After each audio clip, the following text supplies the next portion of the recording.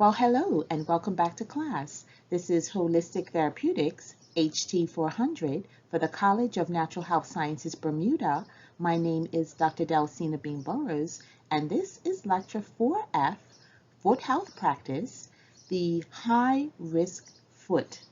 Now, this, of course, is Lecture 4F, which is part of the Foot Health Practice series of lectures that we are having. Now, in terms of our lecture objectives, at the end of this lecture, students will be aware of multiple pathophysiological issues that can lead to the diabetic foot, understand how to assess the severity and form a healing environment for diabetic foot ulcers, and learn how simple ulcers are managed with antibiotics and local wound treatment. Let's begin our lecture today by discussing how diabetes affects the feet. Both types of diabetes, type 1 and 2, are capable of causing damage to the peripheral nerves and blood vessels, both of which may result in problems with lower extremities. Lower extremity issues, including gangrene, ulceration, and amputation, are significantly common complications of diabetes. Interestingly, these complications are among the leading causes of hospitalization in diabetics as well. On average, a diabetic patient is at 15% risk of developing a foot ulcer and up to 40% risk of lower extremity amputation throughout their life, making it crucial to identify and manage the problem timely and educate the client to prevent the issues as much as possible. So when we consider the causes of diabetes foot disease, the increased incidence of foot issues in people with diabetes can be attributed to the following two problems: peripheral artery disease and diabetic peripheral neuropathy. So let's take a closer look at peripheral artery disease, or PAD, which is also known as peripheral vascular disease, and it refers to the narrowing or complete occlusion of the arteries and can lead to atherosclerotic plaques. Diabetes is a potential risk factor for triggering peripheral artery disease, which cuts off the oxygen supply to the lower extremities, thereby causing gangrenes and ulcers in the feet. The reason for the high prevalence of PAD in diabetics is attributed to various metabolic abnormalities, such as very high levels of low-density lipoprotein, or LDL, and very low-density lipoprotein, or VLDL. There is also inhibition of prostacyclin synthesis. There is elevated plasma von Willebrand factor and elevated plasma fibrinogen levels and increased platelet adhesiveness. Now let's take a closer look at diabetic peripheral neuropathy. The pathophysiology behind diabetic peripheral neuropathy is multifactorial and is said to originate from a vascular problem that causes occlusion of the vasa nervorum, deficiency of the myoinositol altering myelin synthesis, diminishing sodium-potassium adenine triphosphatase activity, endothelial dysfunction, and chronic hyperosmolarity leading to edema of nerve trunks. As the sensations in the foot are completely lost, a chain of events is triggered, that is, repetitive stress, unnoticed fractures and injuries, structural deformities, increased stress, and ultimately tissue breakdown. Skeletal deformities include bunions, Charcot foot, and hammer toes. These factors, together with a reduced flow of blood in the arteries, contribute to the high-risk foot and confer a more significant threat of amputation in the diabetic. So what are the symptoms of a high-risk foot? Ulcers are likely to develop in diabetics owing to a decrease in the peripheral sensations combined with diminished blood flow to the feet. Persistence of the problem for longer durations may trigger gangrene or tissue death, a potentially threatening problem. Other serious problems associated with a high-risk foot include cellulitis, sepsis, and osteomyelitis. Despite continuous patient care and prevention efforts, wounds are likely to develop in patients with a high-risk foot. Chronic ulcers and diabetic wounds are encountered in skilled nursing facilities, outpatient clinics, assisted living facilities, and hospital settings. These ulcers are more common in the older population when compared to their younger counterparts due to numerous factors. Clinicians are required to practice special considerations when attending to such patients.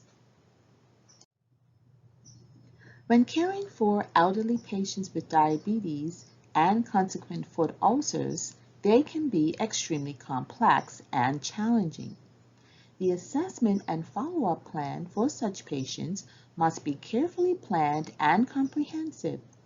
With the change in psychological and physiological status as a result of old age comes the high burden of chronic illness, increased comorbidities, and socioeconomic and psychosocial complications. Physiologic changes are a crucial part of aging. These changes are said to occur in every system of the body, including the immune system. As the ability of the body to recover decreases over time, its capacity to protect itself starts declining. This decline is attributed to progressive dysfunction of the body's immune system through a process known as immune senescence. Immune senescence is associated with a high number of age-related diseases in clinical settings.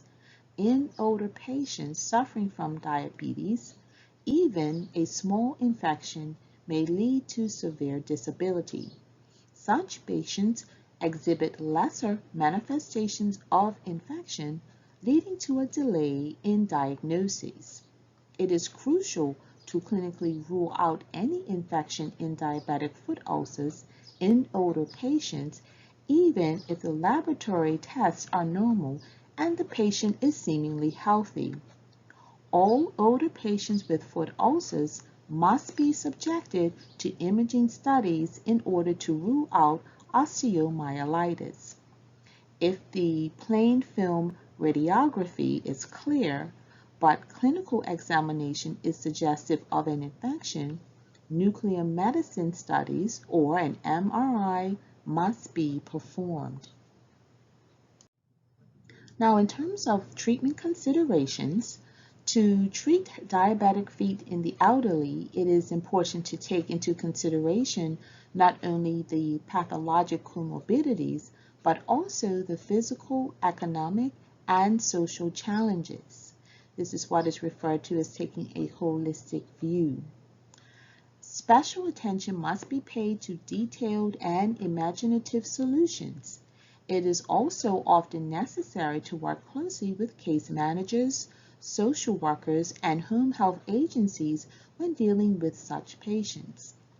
A multidisciplinary approach is highly recommended, which not only includes a podiatrist but also comprises of the primary care providers, nurses, diabetes nurse educators, and dietitians. Patients can also be referred to physical therapy and occupational therapy for optimization of balance, mobility, and motor skills. So let's consider educating clients with diabetes about foot care. Patient care regarding the diabetic foot works on several domains. So let's consider offloading. Both patients and caregivers must be properly educated regarding the importance of offloading, a process which allows the new skin cells to heal the wound without increasing the trauma any further. To accomplish this, a basic surgical shoe might be suggested in order to keep the pressure off the damaged area. In other circumstances, clients can be encouraged to get in touch with an orthotist to get footwear that allows maximum offloading.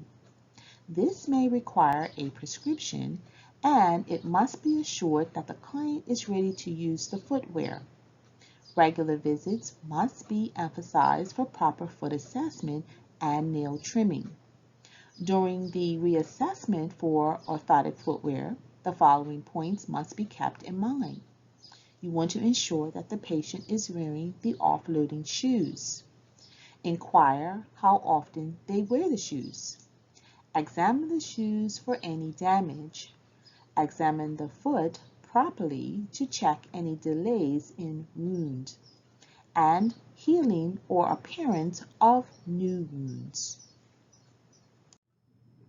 Now, in terms of basic hygiene, the client must be asked to maintain basic hygiene in order to accomplish maximum prevention. The following points suggest ways to ensure the foot is hygienic. Clients must be advised to wash their feet on a daily basis. The toes must be kept clean with no debris between them. Daily foot examinations must be encouraged between the toes. The socks must be examined thoroughly to check for any draining blisters. The temperature of both feet must be checked and compared to rule out any infection. Let's now discuss lifestyle modifications. Education for clients with diabetes must be tailored to their individual needs and priorities of the client. This may not always prevent a diabetic foot or its complications, but it may lead to an early identification of the problem, followed by prompt medical treatment. The following modifications to everyday life must be encouraged in the clients. Always wear shoes, even in the house. You want to check the water temperature before getting into a bath. You want to trim nails with care. Never cut a callus. You want to avoid wearing tight socks that may reduce circulation. Buy proper shoes that fit well. Examine the feet every day for any cuts. Do not wear any new pair of shoes for more than 2 hours, and always wear socks. Monitor blood glucose regularly and stick to prescribed medications for diabetes. And avoid using heating pads or heaters in the winters. These devices come with the risk of burning the feet without the client even being aware of it. Overall, proper education on offloading, good wound care, lifestyle changes, and adequate control of blood glucose must be provided on every visit with consistent reminders. Discussions must be concluded to define goals, which must be carefully reviewed at every visit. Multiple teaching tools must be used to assist with patient education. The significance of daily foot inspection, the basic foot care, and meticulous wound care must be emphasized at every visit. Problem-solving skills must be built in the clients by asking what-if questions. For example, what if there is a callus at the bottom of your foot? Or, what if there is blood on your socks? So this gets them thinking, and hopefully they will give you the right answer, but if they don't, that is your opportunity to educate them at that point in time. Now let's discuss treating clients with diabetes. Clients with diabetes require consideration of several domains according to the stage of the diabetic foot and the presence or absence of complications. Cellulitis is considered the most straightforward form of diabetic foot to cure. This is chiefly because it does not cause the same circulatory limitations that the more severe forms of infections do. It is also relatively easy to manage cellulitis with medication alone. Chronic osteomyelitis, on the other hand, is the to cure and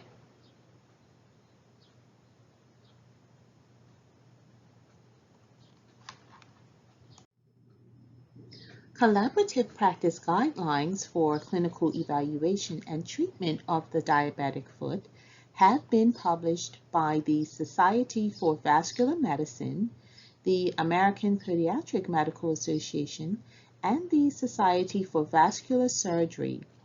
The developers of these guidelines highlight the following significant aspects: identifying high-risk patients, periodic updates on the basis of new evidence, identifying and grading different protocols for wound care in patients of diabetic foot, and implementing these guidelines into clinical training programs. So let's talk about antimicrobial treatment.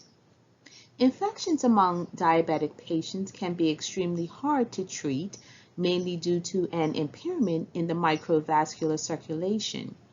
This impairment reduces the access of the phagocytic cells to the damaged area, and the antibiotic concentration fails to develop in the infected tissues. As a result, cellulitis is regarded as the most straightforward form of diabetic foot infection to treat. Infections of the soft skin and deep skin are also considered as curable, but may become life-threatening in some cases, leading to long-term morbidity. Upon the suspicion of an infection, the use of antibiotics is warranted. The selection of antibiotics to use varies according to the situation and is mainly dependent on the severity of the infection, type of infection, and the possibility of resistance. In ideal circumstances, the antibiotics are to be chosen according to the data regarding culture and sensitivity. However, because this data is often not available, it is not possible to compare the efficacy of different treatment regimes. Mild forms of infections are possible to treat in various outpatient settings with oral antibiotics that cover foot bacteria, especially Staphylococcus aureus and Streptococcus. The following antibiotics can be effective in this context: cephalexin, dicloxacillin, amoxicillin clavulanate, and clindamycin. If there is a suspicion of methicillin-resistant Staph aureus (MRSA) infection, other antibiotics are tried in an attempt to resolve the infection. If the causative agent is a gram-negative bacterium and an anaerobe, dual drug treatment is suggested. The most popular combinations in this situation include the use of clindamycin plus a fluoroquinolone. There are suitable options for treating infections secondary to gram-negative aerobic as well as anaerobic microbes, such as ampicillin sulbactam, piperacillin tazobactam, and ceftriaxone, as well as many others. In the case of moderate to severe infections, hospitalization is recommended in order to initiate a parenteral antibiotic regime.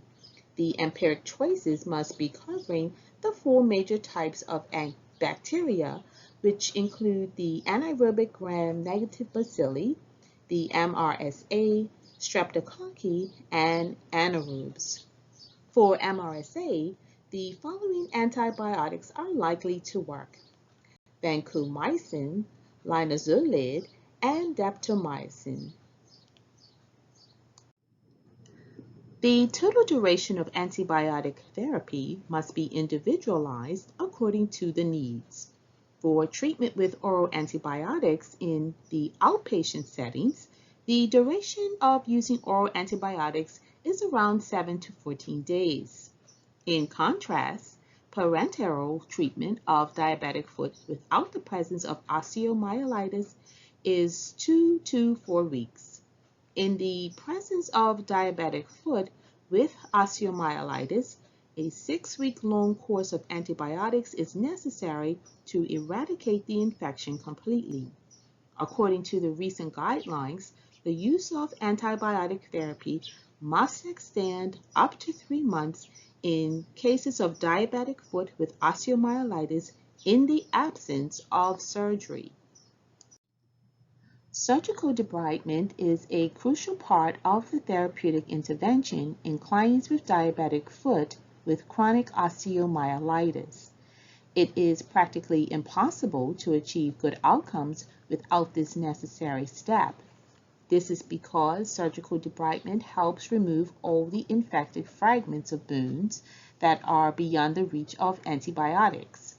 Removal of these fragments allows the antibiotics to cover all the areas and eradicate the causative pathogens completely. In some cases, amputation becomes necessary following a thorough surgical debridement, for example, in patients with fatted foot. In the case of amputation, rehabilitation and physical therapy are indicated on an inpatient basis and must be followed up on an outpatient basis. Clients with diabetic foot infections as well as PAD must be referred for a vascular surgical evaluation in order to bypass the large vessel occlusive disease. However, it is important to note that the large vessel bypass is not a cure for the microvascular component of foot infections related to diabetes.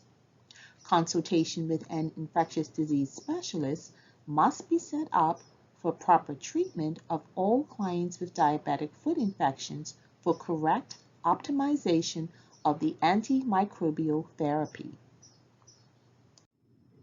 So let's talk about long-term monitoring. While some instances of diabetic foot infections are easily identified, others may require follow-up and proper monitoring on a long-term basis. In the case of cellulitis, no further care is indicated after the initial treatment. In terms of the infection of the skin and soft tissue, in these cases, it is important to opt for additional debridement. The most suitable treatment plan includes aggressive therapy in order to prevent any surgical process beyond transmetatarsal amputation. And of course, when we talk about these treatment management, we're talking about it from the surgical and the pediatric standpoint. We as foot practitioners here in Bermuda, we are not involved in the wound debridement of ulcerations, but we are certainly involved when it comes to the proper care and basic hygiene, making sure that nails and calluses and corns, if they are present, are being well tended to, and also that we continue with our client education, patient education, as well as making sure that the family is always aware and we are always monitoring the situation. Also, acute osteomyelitis. In cases of acute osteomyelitis, it requires monitoring to ensure a full resolution of the infection. So we want to monitor the patient's condition to ensure that the infection has resolved.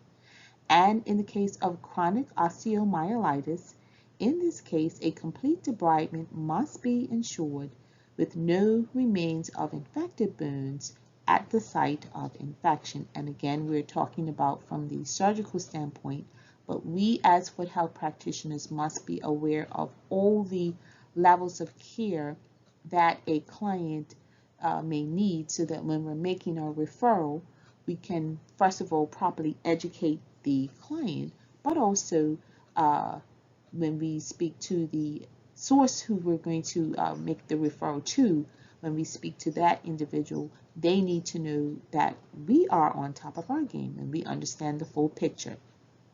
So it's part of having a multidisciplinary understanding and approach with respect to all the members on the foot healthcare team. Okay, so we have reached the end of today's lecture, and for assignment number 4, I'd like for you to describe the 2 most common causes for diabetic foot disease. How does the loss of sensation in the diabetic foot contribute to further complications? Identify the members of the foot healthcare team that will likely be involved in managing the elderly diabetic patient with foot ulcers.